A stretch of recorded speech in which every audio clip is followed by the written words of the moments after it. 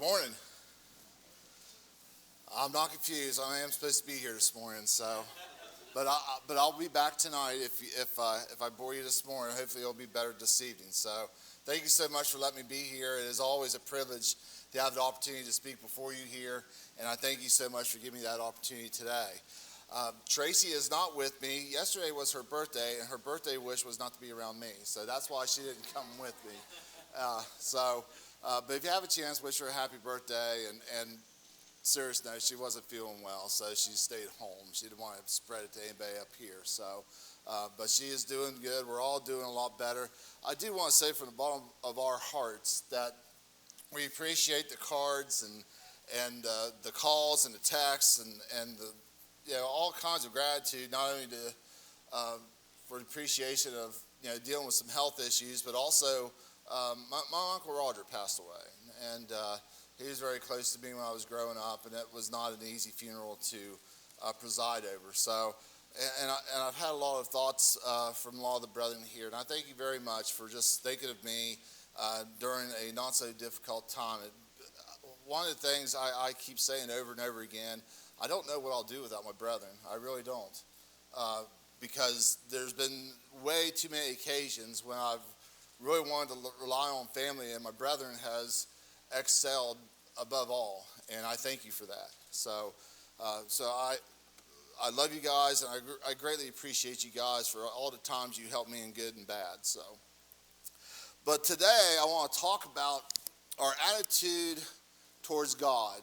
The title of the sermon is "Know That I Am the Lord," and I started this sermon from the idea of so many times I look on social media anymore where people have tried more and more to disregard having service together. The idea of having worship, the idea of having a Bible study, the idea of assembling together in a public place to worship God, there is this kind of growing idea that we don't need that anymore. But brethren, we do. And we see that it's not only something that I feel strongly about, but you can find in passage after passage that we should know our God when we come here and study Him and to hear a sermon and to sing songs of praise unto Him and pray.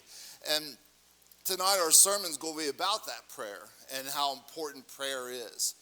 And one of the things I want us to think about here is what our attitudes need to be before God, and keep in mind how wonderful our Lord is and how we need to continue that practice of showing reverence, of showing humility, of showing just a proper attitude when it comes towards God and when it comes to worshiping Him. And I hope that the things I'll say here today will encourage you and benefit you as well. One of the things I want us to talk about here today is kind of the attitude of reverence. We are a self-destructive kind of society, and it's been there since the beginning of man. And if you look there at Genesis chapter 3, a lot of you probably don't have to look at Genesis chapter 3 because you understand that's where man failed. That's where man made his mistakes. That's where man had everything that he could ever want or she could ever want, and violated one principle that God set before them not to break. They broke it anyways. And that's kind of the idea that we have in our society today. We think that we can control ourselves, but we really can't. Look how in society today we see that if somebody is successful, he can't be greedy. He can be greedy. He can be successful and he can be greedy. But he can also be successful and not greedy. And some people will look at someone that's greedy and tie it to being successful. The problem with that is we kind of mess it all together. It's like abortion, for example. If you look at abortion, people call it a lifestyle or a choice. It takes the disregard of what a child is. And we say that is a choice. And we kind of try to dehumanize a fetus. And fetus means living life. And there's where we try to change these things. And the point I'm trying to get at is we suck at governing ourselves. We think that we know how to do things, and we have changed rules over and over and over again to try to comply with what our society feels, and we do a very bad job at it. Think about this too. If you look at Romans chapter 1, verse 21, Paul writes, he says, for although they knew God, they did not honor him as God or give thanks to him, but they came futile in their thinking, and their foolish hearts were darkened. And it's the idea that they think that we know all we need to know about God. And we say to ourselves, we know all we need to know about God. I don't need any more than what I need to know. I've read the Bible frontwards and backwards. I heard one guy tell me that. He goes, I read the Bible frontwards and backwards, and I don't need a church. I don't need the brethren. I don't need any of these things because I got the Bible. And while that is a necessary tool, you may understand, if you read the Bible frontwards and backwards, that I do need some other things involved than just the Word of God alone. I'm not talking about adding false doctrine. I'm not talking about adding new teaching. I'm talking about there's things that God tells us that we need to carry on and do according to that will. One of the things I found interesting is all the drama from the Olympics. Everybody had some kind of opinion about the ceremonies before the Olympic Games. And one of the things that was brought up is it's pretty sad when it comes to Christianity that we don't know where we stand on things. Take Islam. Islam do not believe in abortion. They do not believe in transgender rights. They don't believe in homosexuality. They don't believe in some kind of hierarchy other than the Lord himself. They value marriage, they value children. And the funny thing is about Islam, they don't care what you think. Think about that. They don't care if you like how they view things or not. But Christianity, on the other hand, it seems like if somebody gets upset on how we feel on something, we try to do the best we can to make everybody happy. Why are we not individuals when we look at the Word of God? We take a stand on the Word of God and we stick with the Word of God, and we don't care about what somebody else thinks on how we feel on something. You ever notice, I think it's Dan Cathy that had Chick-fil-A, when he was asked about gay marriage, and he says, hey, we heard that you were opposed to gay marriage. You know how he responded? Guilty. That's all he pretty much said. And everybody thought that they're never going to have any business if they have that kind of position. That was about 7 years ago.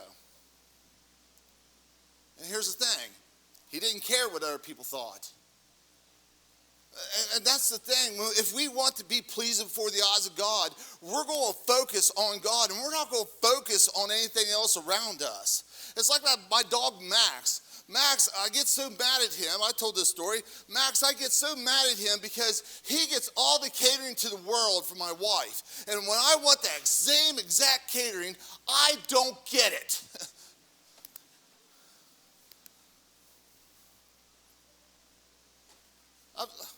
This will sound a little weird. But Max was licking her feet last night. He's like, Max, stop that. She's like, he's trying to show affection. I said, if I did the same thing, you'd say that's gross. But that's just it. Max don't care what I think because he loves her. He hates me. But that goes back to what the servant and the master should be like. When I want to please the master and I want to make him happy and I want him to be encouraged by me, I want him to say, enter in, thou good and faithful servant. And if anybody doesn't like that, I don't care. Because I'm trying to please him. Look at the dangerous attitude sometimes when we look there in Exodus chapter 5, verse 2. It's the story of Cain and Abel. And the story of Cain and Abel, take that back. It's not Cain and Abel. It's Pharaoh that he comes and he is being told about all these people of Israel outgrowing the people of Egypt.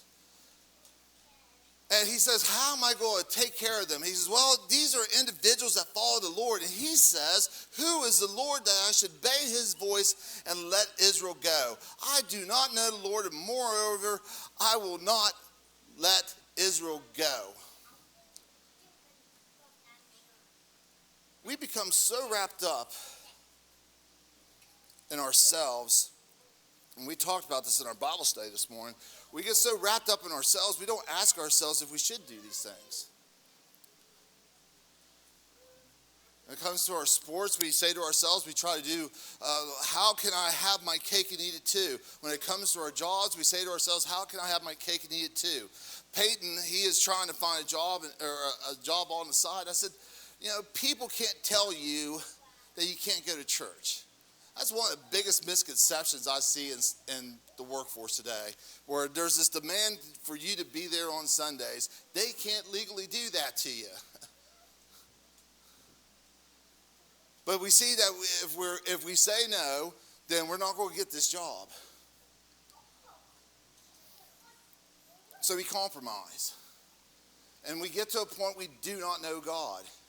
We get to a point where we become so naive, and we don't become people of the Lord. We become people of the land. Look, the reason why I put Exodus chapter 5, verse 2 here is because Pharaoh is not a guy that hides in his room all day. The reason why he doesn't know the Lord and he doesn't know that the people of Israel are of the Lord is because he looks at the people of Israel and recognizes they are not of the Lord. They are of the land. And if you don't think that's true, look how they act when they go out of Egypt. I mean, it just seems like as soon as they took 2 steps out, they're wanting to go back. So you can understand that there's just some kind of example that Pharaoh sees and says, why would I let them go? Do they really want to go? It looked like they want to stay here. And that was a big problem.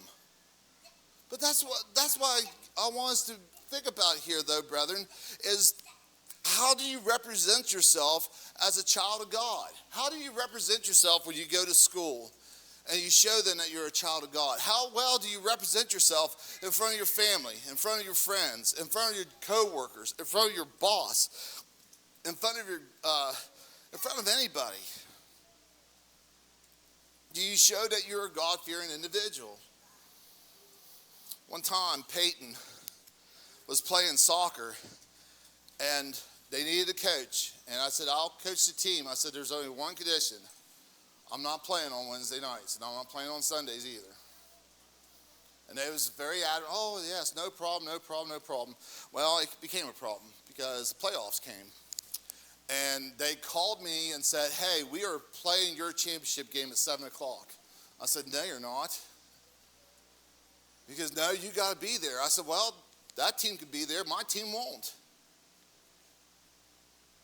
And I could hear him yelling in the background when he gave the phone to somebody else. He says, how about if you play later on Tuesday night? Okay.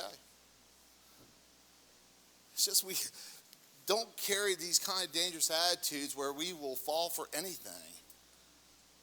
Look, if you will, about having a humble approach. Many will worship as they desire. In 2 Timothy chapter 4, verses 3 and 4, we see that there is this encouragement for you and I to go and worship and hold on fast to this sound doctrine. We've all been guilty of it. And we say that we'll try to do things that will help the church. Maybe we need new songbooks. Maybe we need better seating. Maybe we need a better preacher. Whoops. But maybe you're wanting to try to find something to improve. You're looking for every avenue in the world to try to improve the worship here. But the one thing I have found out over and over again is we never really take an opportunity for ourselves to try to improve.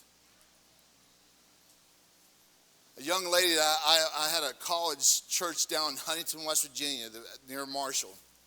I remember one lady one time, she said, I just went into services one Sunday morning, and I just took the initiative to try to get something out of this. And she said, I left edified. And I said, well, there's the point. You went in and took the initiative, you're going to get something out of this. You're going to come in here and you're going to sing like you sing inside your car listening to Debbie Gibson. Okay, that was a bad example, I'm sorry.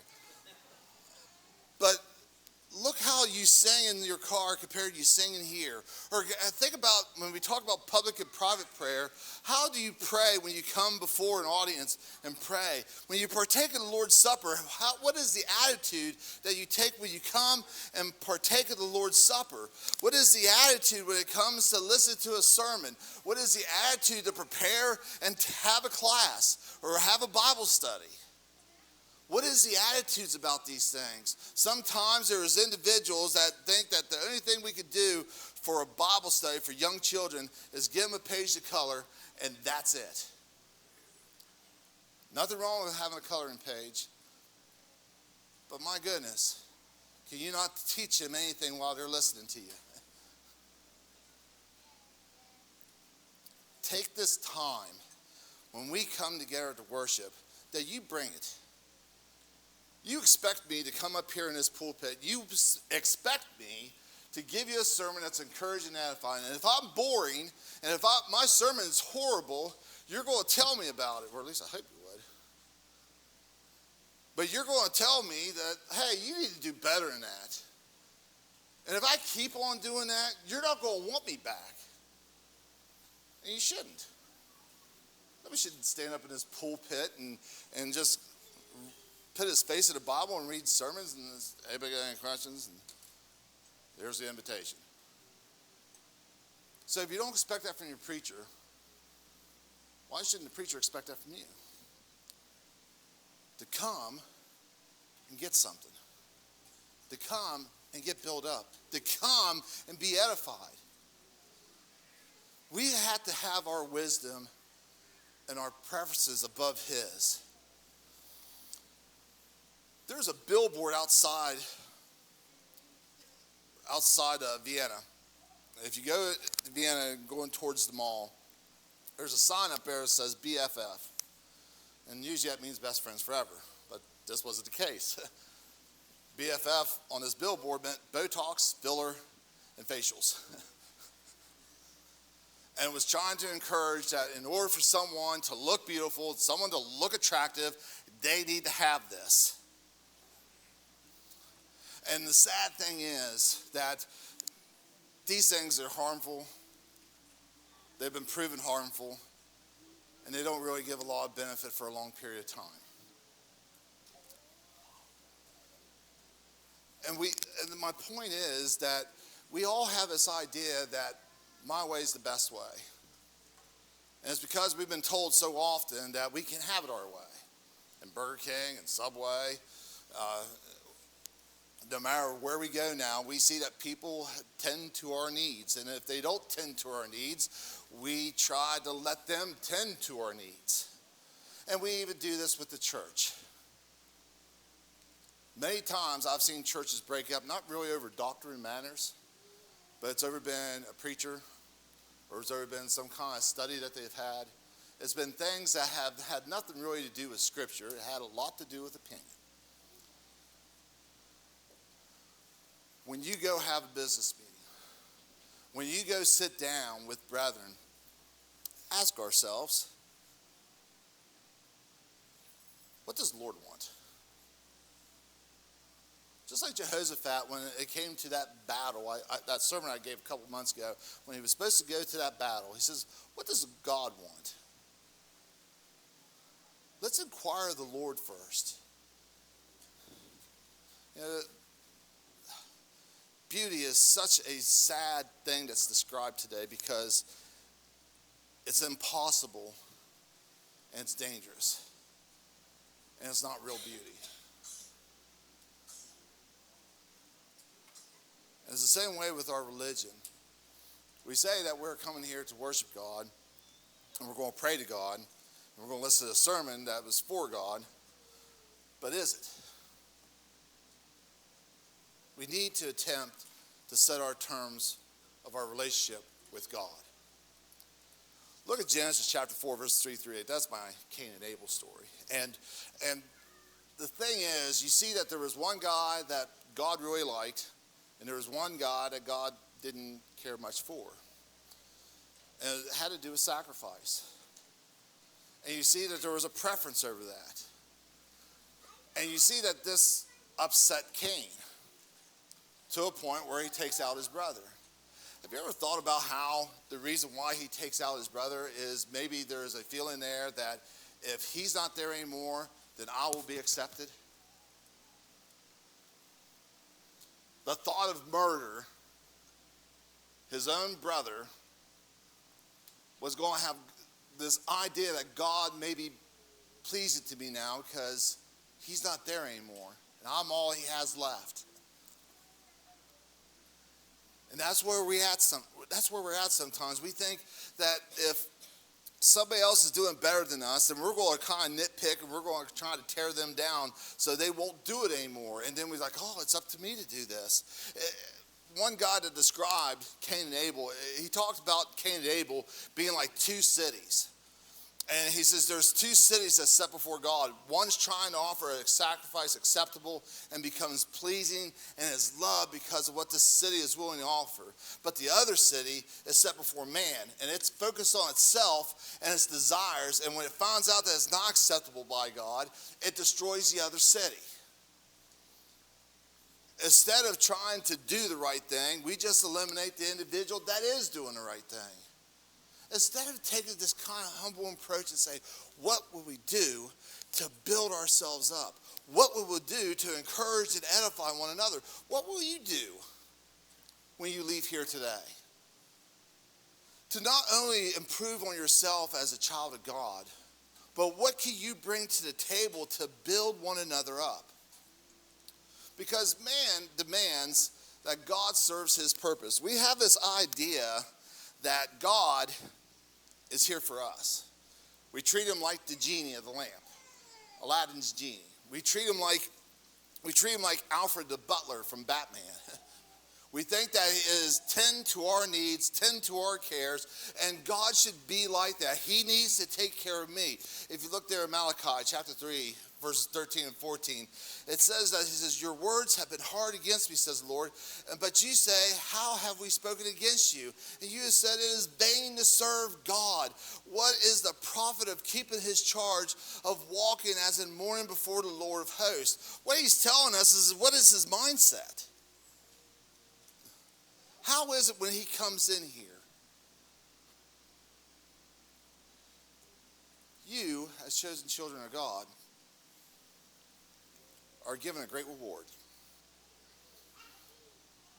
You have promised a place that there is no pain, no suffering, no death.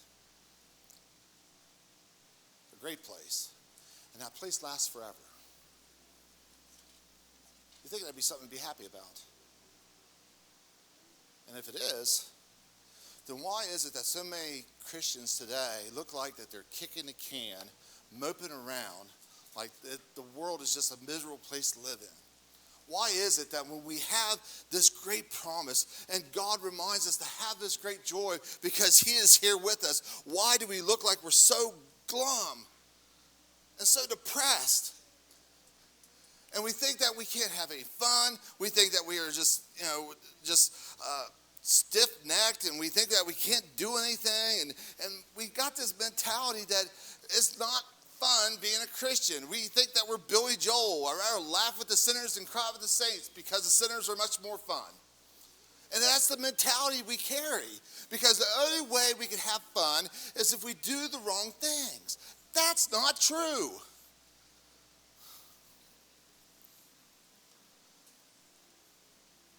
It goes back to, what are we doing for God? It goes back to, what are you doing? Where's your preference when it comes to your brethren? What kind of preference do you have when it comes to your friends? What kind of preference do you have when you want to find the girl of your dreams or the man of your dreams? Is it going to be one that has the same ideas and goals as you do? Not just a house and kids, but the faith. Because God asks us, let's do things for him. We're not created by him, or we didn't create him, he created us. God was not created by us for us, but we were created by him for him. Philippians chapter 2, verse 13, it tells us it's for it's God who works in you, both to work for his good pleasure. That word, work, is called energon. And it means to energize. God should motivate me. God should stir me up. God should make the hearted believer say, yes, I will do your will. And that is the most wonderful truth. Just think about the experience. We all have moments and stirrings where we have somebody say the right thing at the right time, or we have somebody encourage the individual at the right moment, at the right time. And we see that through God, we have been encouraged and edified by one another. And we should be moved to do great things. I'll repeat this again because there's a lot of people I don't know here. But one Sunday, I was supposed to come up here. And I had probably one of the worst weekends of my life. Just everything went bad. I was probably the oldest 5-year-old downstairs in his bed, where Tracy comes to me and says, hey, you need to get up. We need to go to Wellsburg. And I said, I don't want to. I said, it's just been a bad day, honey. I said, I can't go. And she goes, well, you're going to go. It's like, trying to go to school. So I get up and I go. And I come up here and I preach. And at the last prayer that we had that day, Rob Dobbs, he's not with us right now, but Rob preached us a prayer, or prayed a prayer. He said, don't let Jay be weary in his well-doing.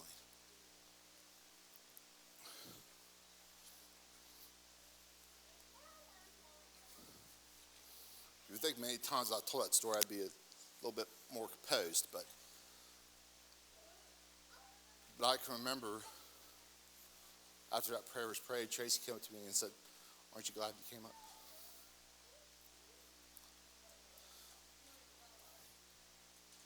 God stirs us up in the most unusual way at times.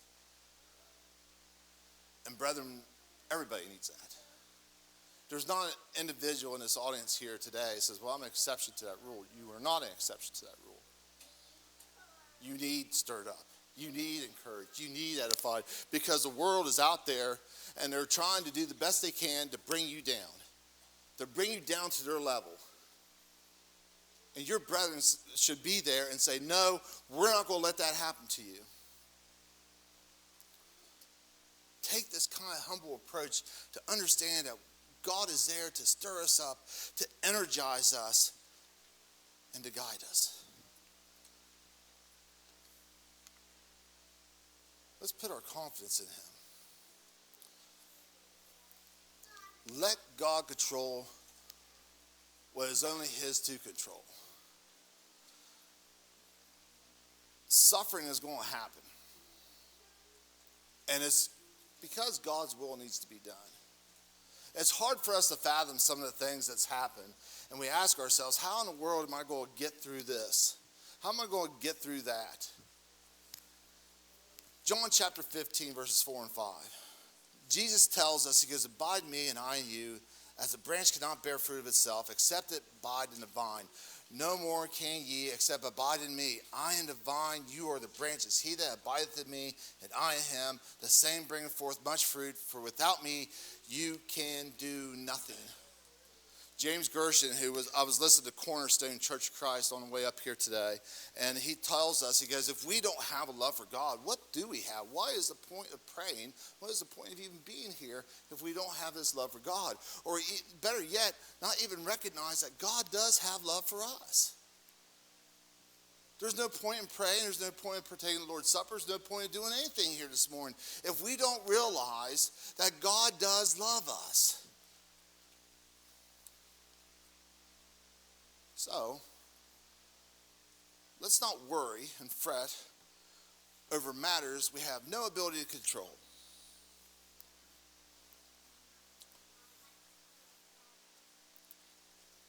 I'm afraid of spiders. And no matter how hard they try, there's always going to be spiders.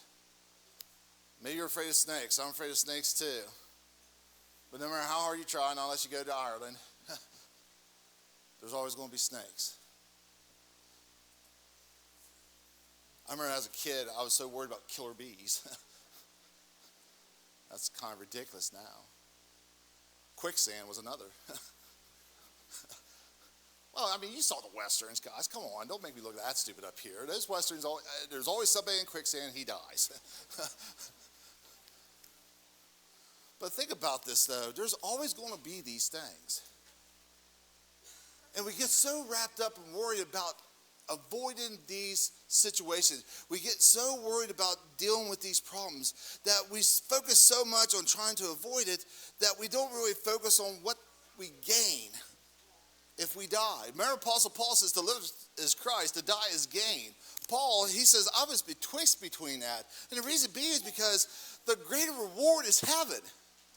He says, but if it's God's will while I'm here on earth, I'm going to live like Christ. It wasn't like this, well, what am I going to do? No, he had a plan. He says, well, if God takes me now, that's fantastic. But if he doesn't take me right now, I'm going to make sure I can still encourage, still evangelize, still exhort, and still correct, and still help individuals obtain that same goal as I did, or as I want. So don't worry about things we can't control. Some individual told me by the time I'm 70, and that's 19 years away, that there will be a person that lives 130 years old. And my thought is this: why? I mean, older generation, you'll probably shake your head when I say this. The golden years are not so golden, are they? But why prolong something that is going to inevitably happen? There's guys that will work on their bodies, that will take care of themselves, will eat rice and bananas for the rest of their lives and make sure that they are individuals that can live the long-lived days, and maybe they die at 50. And all the time he's trying to make sure he prolongs his life, he is not asking about what happens after his life is over. That's why we found our problems trying to be like God. Look at the example of Job. Throughout the book of Job, Job goes through all kinds of issues. And the funny thing is, and maybe somebody needs to correct me after this because I haven't found it, I haven't found once where God tells him, look, me and Satan were taking the challenge against each other about you. And that's why you went through all the things you went through. I don't find once God mentioning that to Job. It's between Satan and him, but never before Job. But now Job gets his questions answered from God. And he tells him this. In 4 verses, there's more to read after that. He says, who is that darkens counsel by words without knowledge? Or dress for action like a man? I will question you, and you will make it known to me. Where were you when I laid the foundation on the earth? Tell me if you have understanding. What he's trying to say here is there's a lot of things that's going on right now that you have no idea what's going on. And I'm not looking out just for one person. I'm looking out for a lot of people. And I'm out for the best interest of all those people, while you are out for the best interest of yourself. I have 3 kids, and I don't treat them all the same. It's not like, Peyton's my favorite. No, that's not the point I'm trying to say here. Is they all have different attitudes. They all have different mentalities. They all have different likes and dislikes. They're all different to deal with.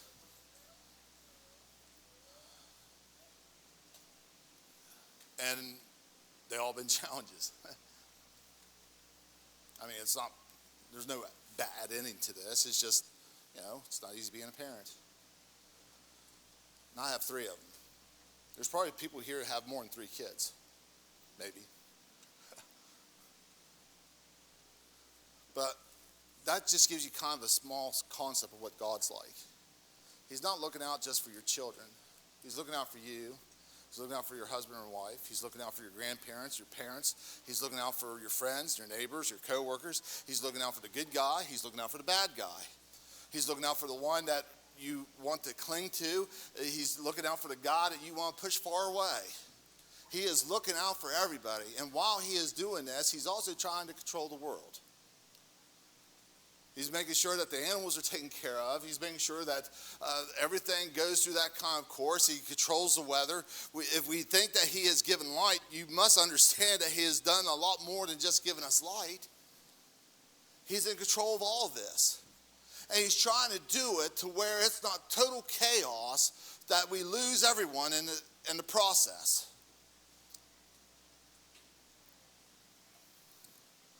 That's a big job. And that should let you understand how awesome our God is. And if our God is that strong and that powerful, then why do we not recognize him having that kind of power? As Job responds there in chapter 42, verses 1 through 6, you see he goes, I know now. When God gives this explanation in that kind of small pericope there in verse 38, then you see that he understands. He goes, I know that you can do all things, and there's no purpose, or who is that hides counsel without knowledge? Therefore I've uttered what I did not understand, things too wonderful for me which I did not know. Hear, and I will speak, and I will question you, and you will make it known to me. I have heard you by the hearing of the ear, and now my eyes see you. Therefore I despise myself and repent in the dust and ashes. He is telling him, he goes, now I understand.